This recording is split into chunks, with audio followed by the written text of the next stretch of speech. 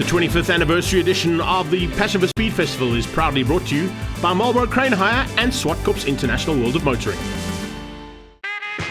Welcome to the coverage of the second half of the Passion for Speed's 25th anniversary. Great to see big crowds out here and a strong showing from Pablo Clark Racing. Let's catch up with Paolo Cavalieri.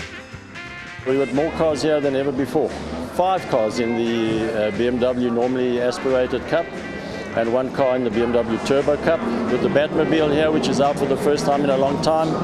It's driven by Maurizio Bianco, whom those that watched racing in the 80s will remember him as one of the front runners in Group 1 with his brother Nico in the Alfa GDB6. We've got Ronald Lenters from Holland. He's driving the turbo car, our Black Mamba. Great to have these 2 overseas guys here in the BMW series. It just shows what an attraction it is. More importantly than that is our 4 up-and-coming young drivers, 2 young ladies and 2 young gents who did the last season with us as well. And we're looking for a competitive year from the 4 of them. It's a massive team effort. And growing young talent is equally important, whether you're in the workshop or in the office or behind the wheel. Straight into the BMW M Performance Racing Series Naturally Aspirated Cup, one of 2 new classes. Let's catch up with Trevor Long. Been at the track for 10 months now, but first race after a while. Really looking forward to it and seem to be on pace, so hoping to have a really good day. Good luck, Trev. Hope it all goes according to plan with the new class, BMW M Performance Racing Series, combining all the non-turbo or naturally aspirated classes into one big field. And you can see it's a huge field. It's over 35 cars that are about to go to battle for the first time in 2026. And you can see just how close it is right from the word go. They don't have double yellow flags. They go straight into the race action. And there you can see at the back of the pack, nice to see some new faces here as we see young Morgan Jacobs joining that team that Paolo was talking about in Pablo Clark and the development aspect. Fighting at the front end there, it looks like Kobus Boma getting into the mix almost instantaneously, as is Davi Olivier. He's got Olerato Sekudu all over the back of him. And then you can see the other 2 cars coming out of Pablo Clark Racing there.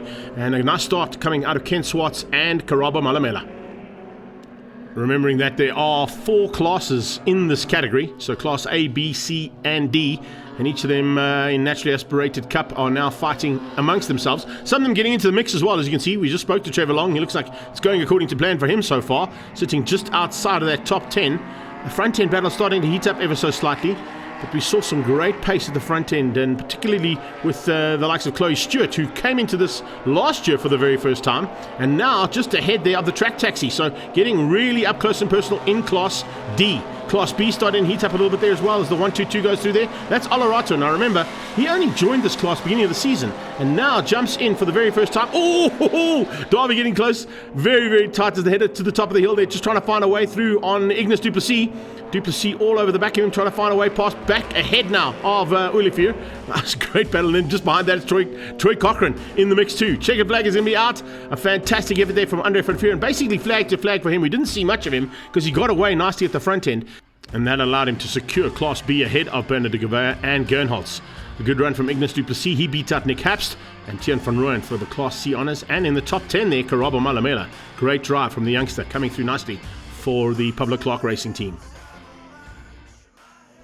Straight into race 2, this time with the inverted grid. Davi Olivier will be the man leading them into turn 1 and under pressure almost instantaneously, as you can see there from the 28 car. Ignis Duplessis also getting a good start, trying to make his way to the front end as rapidly as possible. Watch out for the return of the boss man, Bernard de Gouveia. He'll be looking to try and get to the front end as quickly as possible, as will Olerato Sekudu, who's had a phenomenal start here in his career for M Performance Racing Series. That's Troy Cochran just having a little bit of a fight of his own, and just on his tail, Trevor Long. Second pack coming through their class. This Class C battle is starting to rage right from the word go. Check that out as they head down towards turn number 8 for the first time. Reinhard Miller. What a touch from Karabo. Karabo Malamela out of shape there big time. He came together with Haps and him coming together down the hill towards turn 8. There is, Van Vuuren. Van Vuuren on the sideline. No, that's Nicky Dix. Beg your pardon. Same colours and very similar car, but Nicky Dix out of that one. Further back in the pack, some great battles raging as well. Philip Mostert Sr. getting into the mix there. And there's the Batmobile that we heard from Pablo Clark's side of things. Great to have Maurizio Bianco in that car. And that Batmobile back on track is also a fantastic sight, particularly here at Passion for Speed. Getting into the closing stages now, and it's Olarato Sakudu who's at the front. He's got Olafir on his tail. Can he hang on? De Gavea looks pretty dangerous. He wants to get past Olafir if he can in the boxy. Let's see if there's any opportunity for him here as they go down onto brakes into turn 2, Cashel corner. On their tail, big pressure coming from behind and looking for opportunities to get through there, as you can see. And look at how tight it is in that mid-pack as well. This is Ken Swartz fighting side by side with that big 5 Series, looking for an opportunity to keep him out. Not going to be easy. This is a fantastic little battle. Bowman trying to come around the outside. Ken Swartz hold on to the inside. Oh, a dive on the back as well from Tian van Rooyen. Tian van Rooyen nearly squeezing through there on Claudio Jardim. Similar maneuver here. Is it going to work out? No, it's not. Ah, there you go. It had to give at some point. And the saltwater car coming together there, unfortunately. And that is not where you want to be turning around. Shane Krobler getting turned around. Ferdy van Staden also in the problem there. So it's not exactly the way they wanted it. That's for sure. Coming to the checkered flag, though. The Rampage Racing BMW is on its way. And it looks like Olarato Sakudu is going to get a victory on debut here.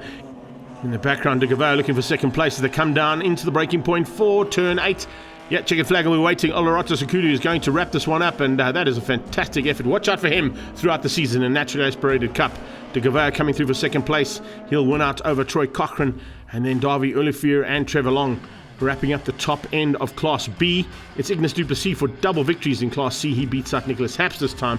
Ken Swartz moves up into the top 10, and Kobus Boma in 10th place, the third place car in Class C. Let's catch up with our debut winner, Olarato.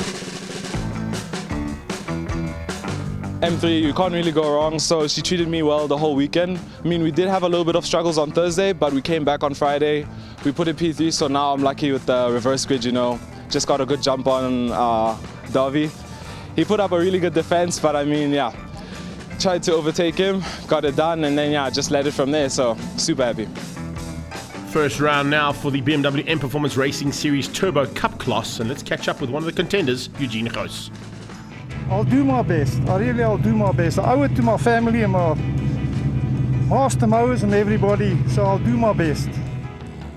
Always look forward to you doing your best. Anybody out there that does their best is going to certainly be at the front end of what is going to be the new class for 2026. We've just seen the Naturally Aspirated go at it. It's now for the Turbo Cup time. And as they head down towards turn 1, keep an eye on that front end, because Cashin Naka yesterday was almost 3 or 4 seconds quicker than any other car out on track in Class A. Class B gets away nicely as well. Keep an eye out for Rainier Smith, the reigning champion. He'll be out there fighting with possibly Oz Bagioni, but you can see right from the word go, he's actually got Leonard right on his tail there from ACD Velcom. So there's a bit of a change up there in that mid-pack for Class B. As they come around turn 2, Cashel corner, outside line for a couple of cars there, trying to just hang on because there's not a lot of room to play here. And if you are up close and personal like we're seeing here, it is fantastic to see the kind of race action already. This man, Anton Pommersheim, by the way, yesterday was in Class B and decided at the last minute to throw a couple of slicks on and go and take on the Class A competitors. And it looks like it's paying off nicely here because he's sitting in second place and he's got up ahead of Nishal Singh in the Auto Nish car. He's also ahead of Bob Neal and, by the looks of things, Leon Lopesha, seasoned campaigners in Class A. Class B, C, and there's some big battles there as well. You can see Neil Reynolds getting into the mix almost instantaneously too. Johan Miller under a bit of pressure as they come down towards turn 8. And at turn 2, Ethan Gutierrez spun out. He's right in the middle of the race line. That could be a dangerous position. There'll definitely be yellow flags waving there for him. Yes, you can see them on the sideline. Has he got back on track yet? No, he hasn't. He's still on the grass. He's going to have to wait for the whole field to come through because they're so evenly matched and so close at this point in time. It might be a case of him having to wait for that entire pack to come past him before he can get back on track. Looks like the front end of Class A getting in amongst the back end now of the tail end of the field, and someone off track in the background. That's Cashin Naka going through there, the lead car, just trying to pick up on that blue BM. Oh, there's a couple of cars that actually went off there. Possibilities of maybe a change of surface at the top end of the field. Eugene Coast starting to close now onto the back end of the Leon Lopesha car. But that's them coming through rapidly. Bob Neal, too far back for my liking and certainly battling with the traffic. Look at how much traffic he's got to try and find his way through. He follows, fortunately, Nishal Singh, who opened up the door there for him, and now goes to overtake Nishal as they go down into turn 1. Very close there. Neal having a big look up at the inside, but Bob just not able to find a way past. So they're all now sort of into a rhythm, and with the traffic that's now available for Class A and spinners like Michael Krobler being a bit of a pest there in the pest control specialist machine, having to make cars go all the way around him. One of them was Eugene Gous, as you can see, going around that outside, the rest, and then a red flag. So red flag coming out. That was because we've got 2 cars in quite a precarious position and 1 on fire. So it looks like the car on fire there of Michael Krobler is the reason for the red flag. Not the way they wanted to finish this first race, that's for sure. But Cash and Nike will be happy with the Class A win. Anton Pommersheim in second ahead of Loubser. Class B went to Renier Smith, and Osbagioni taking the victory in Class C. Good effort there from him in the pool car. Let's catch up now with race 1 winner, Cash and Nike. Yeah, it feels very good.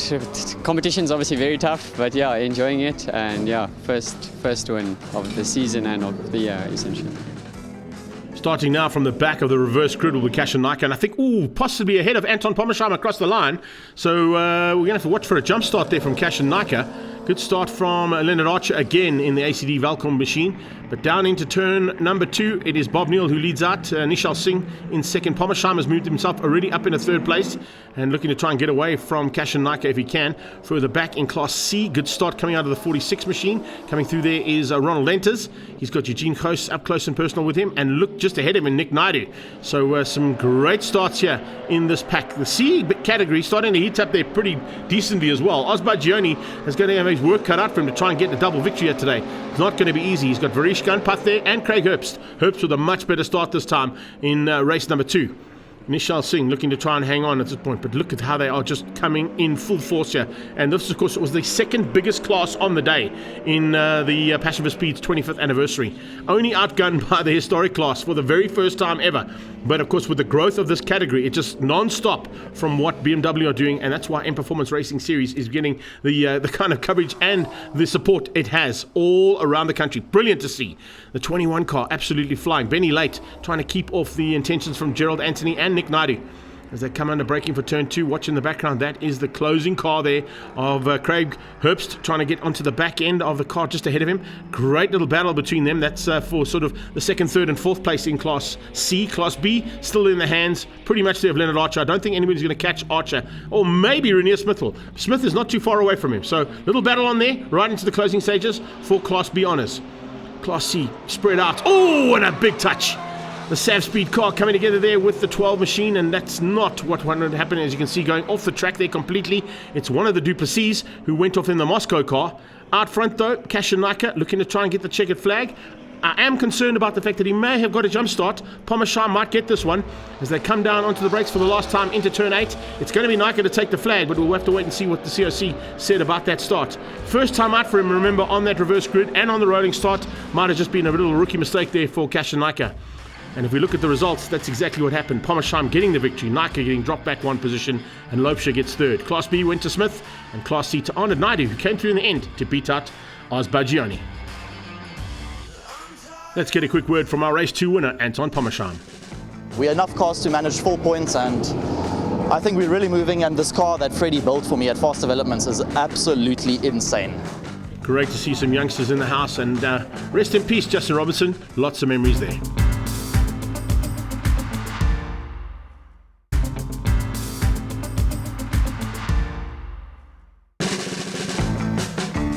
Welcome back to the 25th Passion for Speed Festival here at Swartkops. The big crowds have come out to see some modern cars. We're going to go back to the more historic cars and catch up with Camille During's Carl Pino. The first car we have here is a 1970 Camaro. Now this is a 1970 model, so obviously if you look at 2006, it's 36 years old. So we did a lot of extensive work on the car to make it competitive in that class. We are running the Datsun 240Z. I had an accident in the car the previous time at a track, so we had to do a lot of work on the bodywork. We have Capri Piranha. It's his first outing really, untested. Him and the Camaro and the Datsun, we brought him here without any testing. But what we have on the Capri is that it's extremely quick in a straight line. And then I have my 2.5-litre cars. That is Escort Mark 1. And a Cortina Mark 1. Cortina is a 1963 model. Lotus Cortina, beautiful. Fantastic car to drive, and the same with the Escorts, a Mark 1. You know, the show that is being put up here by Peter and by the Swartkop personnel, Tanya and Zelda, is absolutely fantastic. You can only congratulate them. If you look at the attendance, look at the enthusiasm, what is pleasing.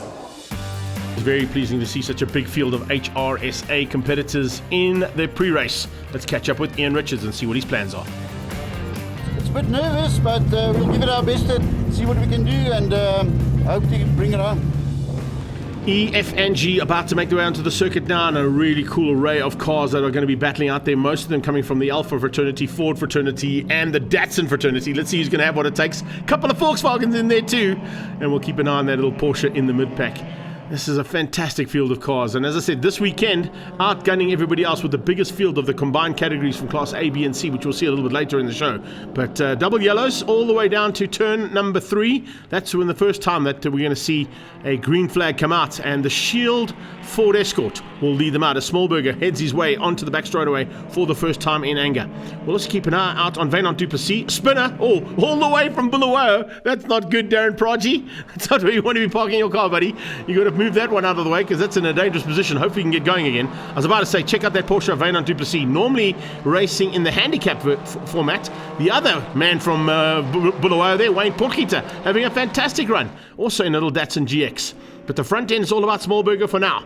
Dave Lation is coming though in the Volkswagen Sirocco, and there's a big battle just behind that. As you can see, the 203 machine getting in the mix there and starting to rub wheels and rub wing mirrors of the two cars that he's fighting with. Here comes that Zack Speed machine tucking through there, 333. Yuppie having a fantastic run in that little Zack Speed Escort, side by side with Johan Kutzer, and look at that Steve Pickering, not too far in the background, as I said, in that little Porsche of his, but it's Wynand who's the lead Porsche at this stage.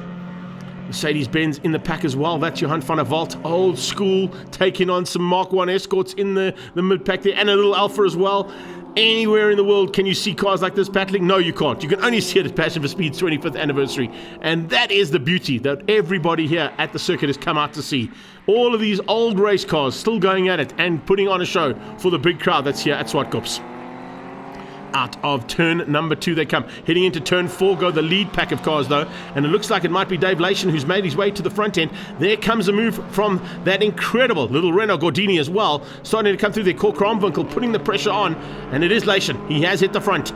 He's looking for an opportunity now to try and take this victory. As they come down the hill, they'll be closing on the Williams boys. I'm not quite sure which of the two is in there. I think Chris might be driving that little Ford today. But it's Lation, and he is bringing that Sirocco for the victory ahead of Keegan Ward and Ian Richards.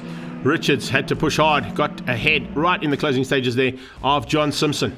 So John Simpson having a great run as well. So Class F 1, 2, 3, 4, 5, 6 and 7th place. In fact, the entire top 10 out of Class F there.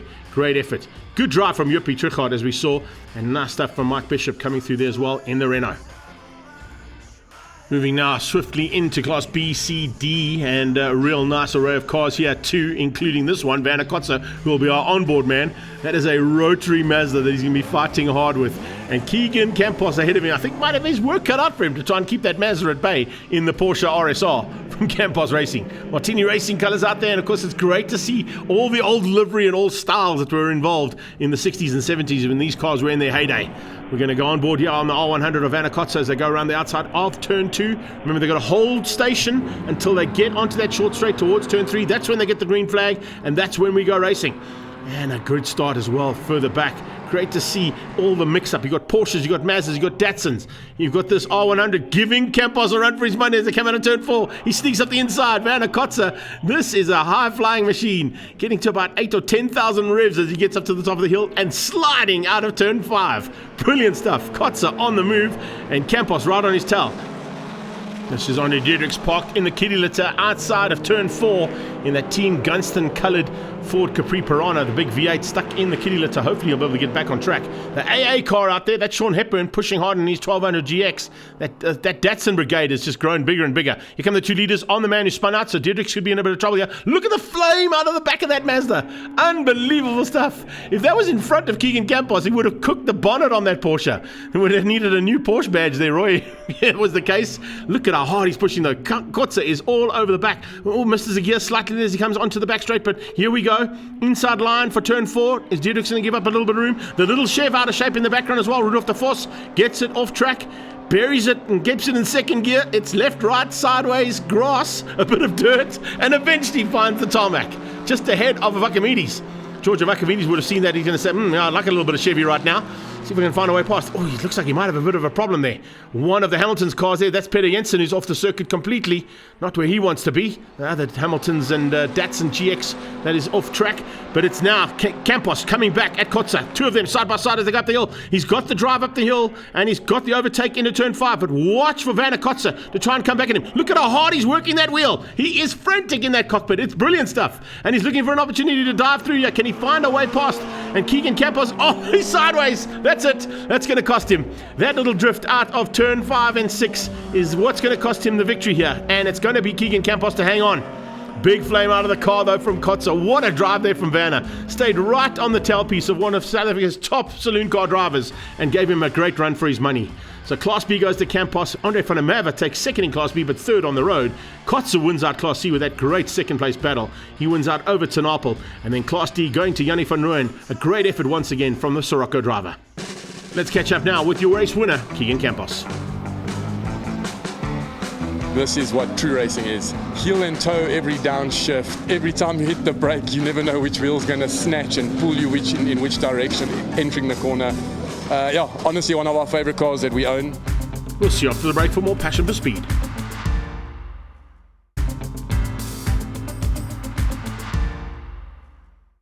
Welcome back to more action from the Passion for Speed's 25th anniversary. The crowds are here, the cars are here, they are magnificent, and it's one of the biggest fields we've ever seen. A big stalwart of this is Josh Dovey. The vibe's always fantastic, and it's always great to come up from the Cape and bring a few cars and have some fun. We haven't had the best of luck with the Ginetta this time round, but I've still got the single-seater race and the Chevron to go, so looking forward to that. But this is the best event of the year, so we always make the effort to come up. Can't beat it. So that being historic single-seaters are up next, the final bit of action from our 25th anniversary. They're all waiting to go, and just before they get on track, let's catch up quickly with Paul Richardson. Well, first, second or third, but that's hopeful. Fourth is good. Paul Richardson, some of these cars are 60 or 70 years old, about to go race here, and this is a big field of single-seaters.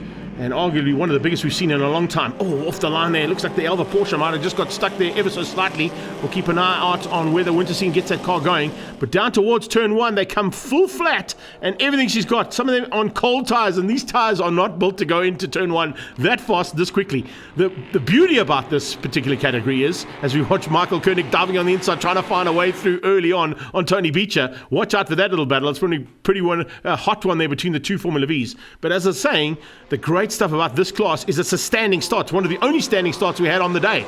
And the top 5 now getting away, led out by Ryan Ludick. There's Hillary in there as well, and it looks like Steve Fenter has joined the party. He might have moved up into about second place. In the background, Colin Clay coming through in that magnificent Lotus. Look at that, built in his own garage to the same spec as the Lotus 23 that it's based on. And coming from the back, watch out for Dovey.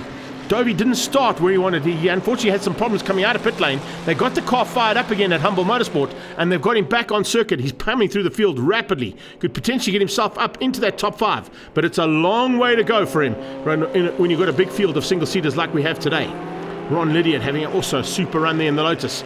And right on his tail is Colin Clay. So 2 form and 2 versions of the Lotus. A spinner. Oh, on the inside there, that I think might be Roy Wilson. And getting it a little bit out of shape there, but let's see if he gets going again. Back to this little battle. Michael Koenig's joined that battle. Has he got back on track? This is Wintersteen, so he was able to get a slightly better start than what he did earlier on. That Elva Porsche of his looking good. But this man, have a look at this. Absolutely perfectly done here from Ryan Ludick. I can't believe how well this man has gelled to this little car and has put on a show of note. Getting away from seasoned campaigners in single-seaters. The likes of Hillary, Fenter and Richardson. All have been around for a long, long time. The flag comes out, but this time out, it's for Ryan Ludick. Well done. First time out and winner in the single-seaters. Beating Hillary, Fenter and Richardson. Josh Dovey made his way back up to top 5 ahead of Colin Clay. Then it was Lydiard, Beecher, Koenig and Clive Wintersteen in the Porsche in 10th.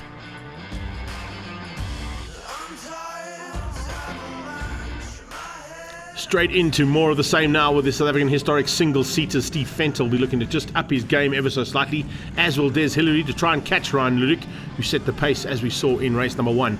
But it is fantastic to see this time it will be the Chevron in the pack and starting things out from the front end, trying to give a bit of a run there. So keep an eye out on the big charge coming from the man from Cape Town. And I can tell you something, Josh Dovey means business. And he's already putting the pressure on as they go down to Castrol. And they come out. So Richardson up into third place, tucked into fourth place by the looks of things. That might be Ron Lydiard. And then Tony Beecher in the mid-pack. Yeah, more battles continuing as they did in the entire part of race number 1. And great to see the 27 car out there as well, pushing through of Ben van der Westhuizen. Then behind that, Michael Koenig watching the mirrors, keeping an eye out on potential threats behind him as they come up to the top of the hill. He's got Kerry de Klerk, Alan Koenig out there, of course, dad in the house, so a bit of a family fight on the track as well. And then Michael Hillary with Richard Derbyshire having a little bit of a fight too. Diving on the inside up into turn 5. Very close there between the two of them. Even closer at the front end. Have a look at this. Dovey a lot closer to the front end. And Ludik is going to have to work much harder this time than what he did in race number 1. He got away nicely in race number 1 and had clean air at the end when the flag came out. This is Colin Clay, as we said earlier on. Look at that. Magnificent. Not quite the Lotus colours, but yeah, it is the green and yellow, but it's his own version of the Lotus colours that Colin Clay's gone with there. New leader by the looks of things, yes. Dovey's at the front. Dovey's at the front and he's trying to get away from Ludik, and he's opened up a big margin there in the Chevron, so that's going to be a turnaround there. Exactly what we kind of expected to see him. It's a big pity we didn't have Ian Schofield here as well, but he was working frantically to get some other single-seaters ready for the National Championship, and hats off to him for doing that. But he would have been certainly at the front end with his march and having a run here with the Chevron. And you can see just how fast this Chevron is. This time taking the victory, and it's Cape Town in the house with the Humble Motorsport and Josh Dovey car taking the victory for race number 2. Ryan Luddy coming through for, I think, second place. And look at how close it is here in the closing stages. Dive on the inside. And some back markers there for the 27 car, Van der Westhuizen. He comes through and takes the checkered flag as well. Wrapping up a magnificent day's racing here at the 25th Passion for Speed Festival. Des Hillary was just behind there. Steve Fenter in the mix as well. And a phenomenal field of single-seaters wrap up the day with Dovey at the top, Ludik in second and Richardson in third. Van der Westhuizen hangs on to keep out Hillary, Fenter Clay, Michael Koenig, Tony Beecher and Michael Hillary, your top 10. And we'll see you next year at Swartkops for the 26th running of the Passion for Speed Festival.